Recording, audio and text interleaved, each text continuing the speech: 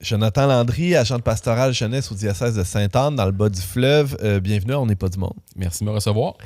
Alors, on parle aujourd'hui de combat spirituel, combat physique. Quand on parle de vie spirituelle, c'est un peu étrange de parler de combat quand même, trouve pas? Parce que, me semble, tu sais, quand on entend parler de spiritualité, c'est la paix, la joie, l'harmonie, la sérénité.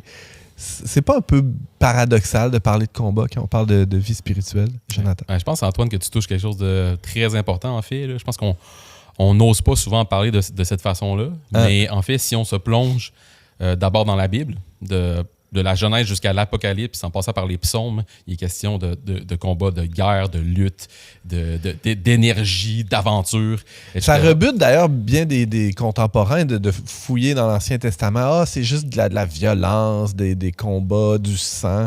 C'est un peu macabre, tout ça. Tout ça, c'est vrai, mais... C'est lié, hein? Ouais, t'as raison. Mais en fait, on peut en tirer des très grandes leçons pour nos vies. Là. On pourra en parler tantôt parce que je vais vous parler d'un récit de la Genèse qui est comme central dans la tradition par rapport à c'est quoi le combat spirituel. Ouais. Tout à fait. Là, on a un peu un froid aujourd'hui là, par rapport à tout ce qui est plus combatif. Parce qu'on aime mieux une vie tranquille, confortable. C'est l'esprit moderne, la vie est un long fleuve tranquille. En fait, c'est un peu une illusion. En fait. Jusqu'à la retraite. C'est ça. Mais c'est une belle illusion. Là. Qui n'a pas d'épreuves dans sa vie, qui n'a pas des moments décisifs, qui n'a pas des nuits sans sommeil parfois, où les choses se jouent sur notre existence. La vie est un drame, en fait. Puis, pensons à l'attrait aujourd'hui pour... Braveheart, Le Seigneur des Anneaux, toute la littérature, les combats de Kung Fu que les jeunes écoutent sur TikTok, etc. Donc, on voit qu'il y a un attrait. Là, je suis même allé voir Kung Fu Panda 4 au cinéma la semaine passée. Il y avait Mortal Kombat sur les jeux vidéo. Nommez-les, là. Ça touche une fibre ancrée dans ce qu'on est. Là. Il y a une partie de nous qui est fait pour la lutte, en fait. Puis comme on va lutter pourquoi? Et là, la question, est-ce qu'on lutte pour quelque chose qui n'est pas important pour nous? Pas vraiment. L'arrivée d'un enfant, on parlait de ça tantôt. L'enfant qui arrive, voilà quelque chose pourquoi je peux combattre. Là. Je veux son bien, il va grandir, je veux bien. Là, puis s'il y a quelqu'un qui veut y faire du mal, je vais être là pour le défendre. C'est pas quelque chose de futile, de superficiel, c'est sérieux. Là. Exactement. La vie est en jeu. Puis je pense qu'il y a... Des fois, il y a des gens qui mettent ça sur pause, mais dans notre vie, il y a toujours un moment où on s'arrête et on dit « Oh, il y a des grosses choses qui se passent dans ma vie. » là. Donc, on met ça au clair tout de suite. Quand on parle de combat spirituel, il n'est pas question de monter une milice puis d'aller reconquérir Jérusalem avec des armes. On n'est pas de l'ordre des croisades armées là, quand on parle de combat spirituel. Pas du tout, exact. Ou du djihad. Là, exact. C'est pas de ça dont il est question. Non, pas du tout. Il est question de notre relation à Dieu avant tout, en fait. Parce que j'ai été frappé par Victor de la Mort, sa devise. Hein? Dieu seul est mon maître. Moi, quand j'avais 20 ans, là, j'étais anarchiste, c'était l'inverse. Ni Dieu, ni maître. Il n'y a personne qui va être le maître de ma vie. Je suis l'unique qui décide, c'est moi qui choisis. Tu ne viendras pas me faire la morale, tu ne vas pas me dire tes commandements et tes patentes. Non, ni Dieu, ni maître. Voyez-vous, l'inverse, c'est chez Victor de la Mort ici. Puis c'est là l'enjeu, en fait, profond. L'enjeu profond, parce qu'on peut parler de bien des choses, puis des ennemis qu'on a à combattre dans notre vie intérieure, notre vie spirituelle, mais avant tout, le fondement, c'est notre relation avec Dieu, en fond. Parce qu'il y a un combat qui se joue là. Puis ce combat-là, dans le fond, c'est... Tu veux dire qu'il faut se battre avec Dieu? Ouais, mais c'est là que j'arrive avec mon histoire de Jacob. Okay. Parce que dans le premier livre de la Bible, dans Genèse, il y a une histoire, puis c'est Jacob qui... dans la nuit, combat avec Dieu. Puis là, je vous mets un petit peu en contexte pour qu'on se rappelle. C'est un mal commode, Jacob. Là. Exact. Dès le début, là, il avait tenu le talon de son frère en sortant quand il est né. Puis il a pris le droit d'aînesse de son frère Ésaü. Contre un plat de lentilles. C'est un fourbe. Après ça, c'est la guerre entre les deux. Il s'en va chez son oncle Laban. Il se marie, il devient riche. Il y a du bétail, il y a du monde pour lui, des armées finalement pour lui. Puis là, maintenant, il va décider de justement retourner sur le territoire de son frère. Puis là, il va s'approcher d'un endroit qui s'appelle le Gué de Yabok, okay? Donc un cours d'eau. L'autre l'attend avec une brique puis un fanal, c'est sûr. Oui, on peut imaginer la tension un petit peu, puis c'est la nuit qui arrive. Puis c'est quand la nuit arrive que là, un adversaire inattendu qui s'approche puis qui va entrer en combat avec Jacob. C'est qui? Le texte est mystérieux, hein, c'est quelqu'un, c'est un ange. À la fin, le récit nous le présente comme Dieu lui-même qui était en combat avec Jacob. Fait que Jacob se bat avec Dieu. Un corps à corps, dit le texte. Un corps à corps, à un tel point qu'à un moment donné, hein, Jacob, sa hanche va déboîter. Donc, il y a vraiment... ce qui se passe dans cette nuit-là est majeur. Pour Jacob, mais est très fort de leçon pour nous aussi. Encore aujourd'hui. Jacob, dans le fond, ben, si vous vous rappelez, il va sortir de là, il va avoir un nouveau nom. Ce nom-là, c'est Israël. Hein? Donc, le matin, il n'y aura plus de Jacob, il va être devenu Israël. Il y a eu une transformation qui s'est passée. Puis là, les spécialistes débattent sur le nom Israël. Hein, ça peut vouloir dire soit Dieu triomphe ou tu as été fort contre Dieu. Puis dans tout ce combat-là, il est comme, c'est qui remporte la victoire? On ne sait pas trop. C'est pas clair. Là, Jacob, il le maîtrise, mais à un moment donné, ce qui est intéressant, c'est que, mais à un moment donné, Jacob, il a la hanche déboîtée. Fait que si tu as la hanche déboîtée, c'est plus toi qui perds le combat. Comme ça. Puis tout le long, Jacob, il demande une chose, en fait. Il demande d'être béni. Il demande la bénédiction, dans le fond. Pendant toute la nuit, il demande la bénédiction. Il lutte. Hein? Il lutte. Puis dans ce combat-là, qu'on peut prendre un peu comme un symbole de tous les combats spirituels, là, dans le fond, la question, c'est un peu est-ce que je vais perdre le combat? Parce que là, je vais scandaliser du monde. On vient de parler du combat spirituel, il faut que je perde le combat. Ben ouais, c'est ça. Mais ouais, exact. Le premier combat, il faut être perdre. Un bon perdant. Exactement, parce que le premier combat, c'est le combat contre Dieu.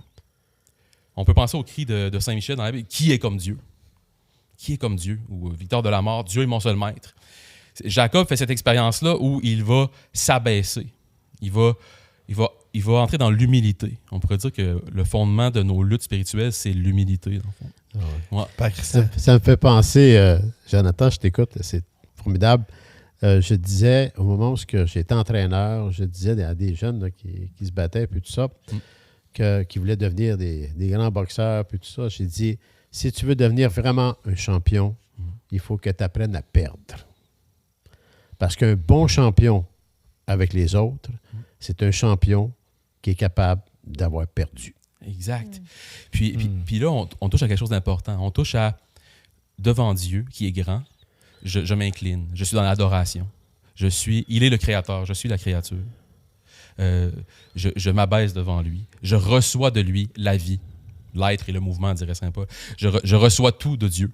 Donc, je suis entre ses mains, je me remets entre ses mains, puis je reçois sa bénédiction. Puis, dans le récit, c'est le quelqu'un mystérieux qui va donner le nouveau nom à Israël, dans le fond. Puis, à partir de là, Jacob, il est transformé, puis il va toujours vouloir garder cette relation-là avec Dieu. C'est fondamental. Donc, tous les autres combats un peu qui vont être menés après, c'est pour conserver ou faire grandir cette amitié avec Dieu. Hein? Donc, parce que l'amitié avec Dieu, c'est ce qu'on a de plus précieux. Donc, après ça, là, il va y avoir d'autres ennemis. Là, on devra être dans l'attaque ou la défense. Puis Saint Paul, dans ses lettres, va nous parler beaucoup de il faut revêtir l'armure de Dieu, il faut être prêt au combat. C'est l'image du chevalier sur son cheval qui va combattre, c'est l'image de l'athlète qui se prépare pour les Jeux olympiques. C'est des images très fortes que Saint Paul nous donne pour un combat actif contre nos amis. Mais d'abord, je voulais placer le fondement. Là. Les autres n'ont pas de sens si c'est pas placé en premier. C'est moi, je suis celui qui, devant Dieu, est le petit qui reçoit de Dieu la vie et tous les cadeaux que le bon Dieu veut nous faire. Jonathan, Landry, Saint Paul lui dit, c'est ça, revêtir l'armure de Dieu, etc., le casque du salut, le glaive de l'esprit, tout ça. Mais il commence en disant, notre combat n'est pas contre les créatures de chair. Ça veut dire, tu penses que celui que tu as à combattre, c'est ton collègue, c'est ton frère qui t'énerve, c'est ton voisin qui passe la tondeuse à telle heure au lieu de... on pense que souvent, l'ennemi à combattre, c'est l'autre. Comment sortir de ça? Ouais, il est souvent pas mal plus proche de nous, notre ennemi, c'est nous-mêmes en fait. Là. Hein?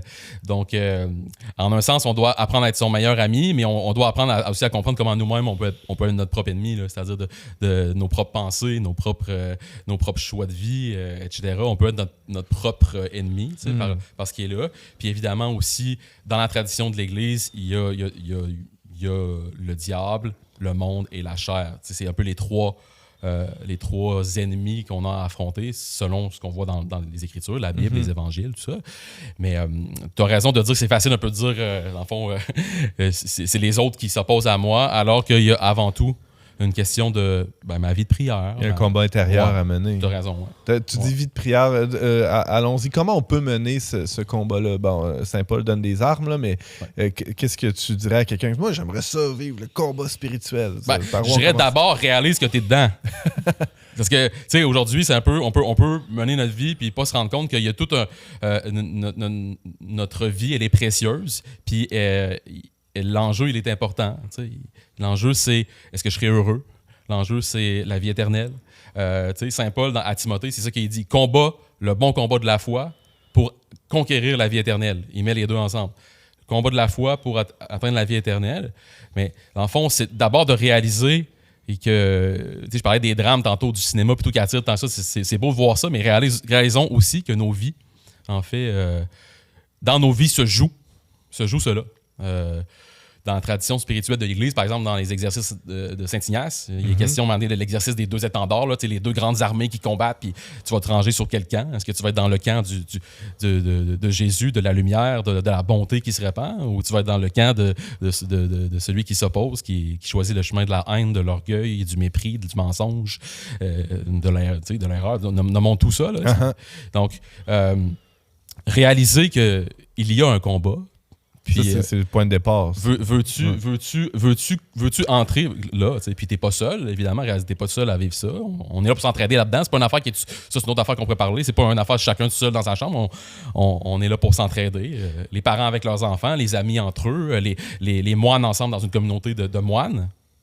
Les moines ont souvent été considérés comme ça. Dans la règle de Saint-Benoît, au début, dans le prologue, dès le début, le moine, il sait à s'attendre. T'es venu pour combattre. C'est dans le début de la règle de Saint-Benoît, en fond.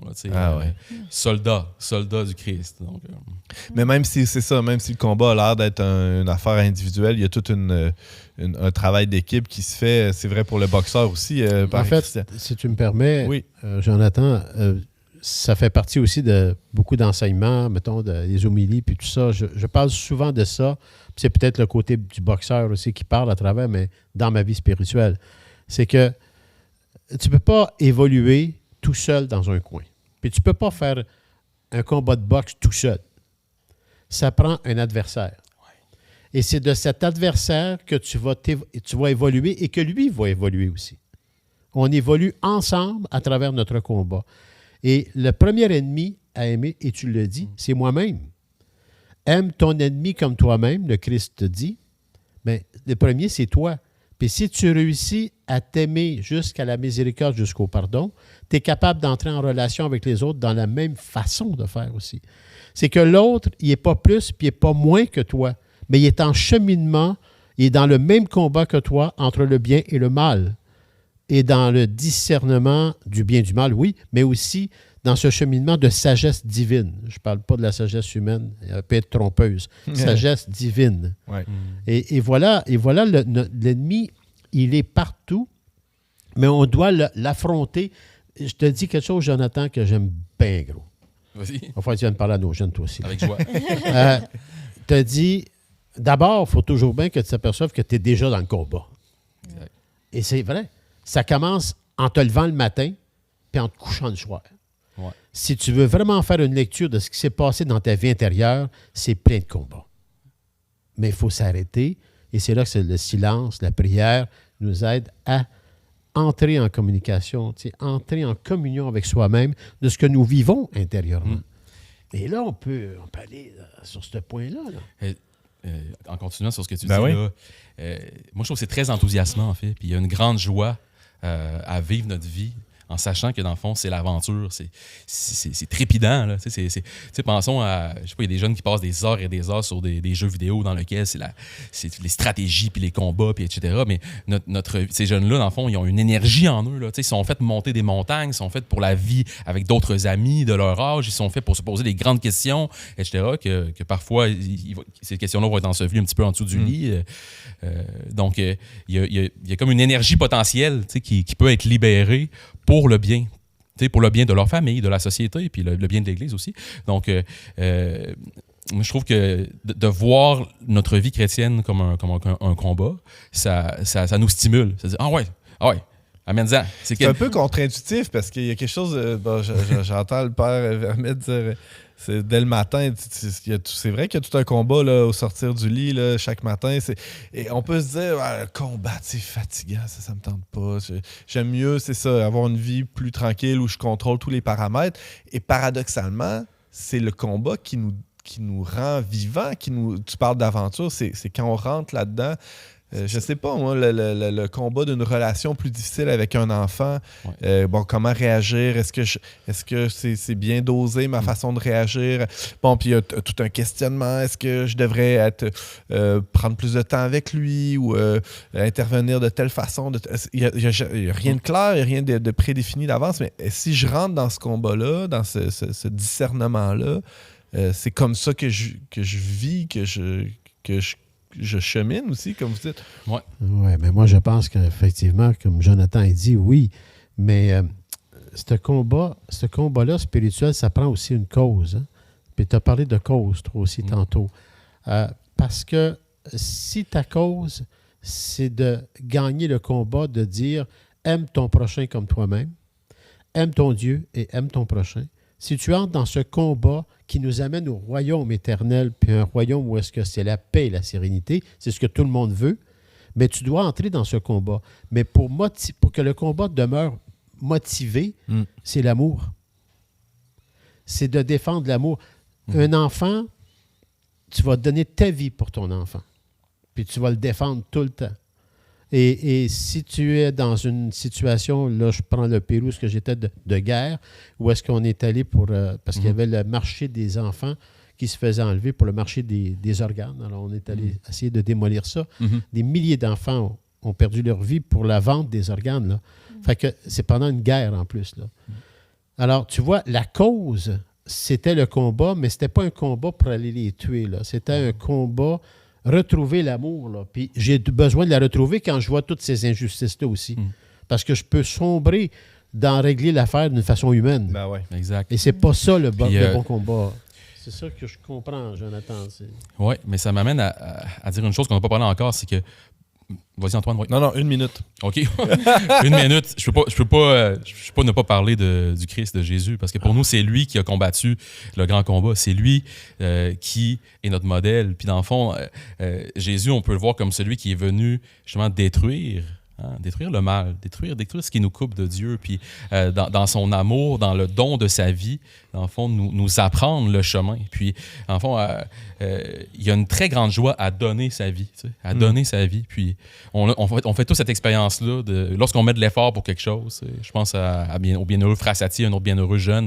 Lui, il partait avec des jeunes, il montait à la montagne, puis il ouvrait la bouteille de vin en haut de la montagne. Après, une fois que les choses étaient faites, puis là, il priait avec ses amis-là, mais tu sais, il y a une grande joie, dans le fond, plutôt que de rester assis sur son divan. Fait que le pape François disait ça aux jeunes au JMJ, là, il dit, levez-vous de votre divan, là, puis allez, arrêtez de vivoter, là, commencez à vivre. Jonathan Landry, agent pastoral jeunesse, on le voit bien, au diocèse de Sainte-Anne, la Pocatière et environ. Merci beaucoup de nous avoir parlé du combat spirituel. C'était très plaisant.